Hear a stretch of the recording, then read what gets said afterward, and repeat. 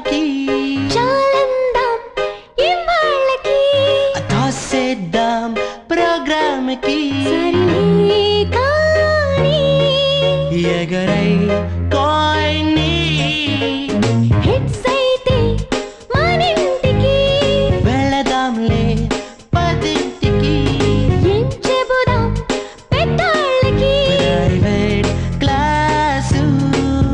okay boss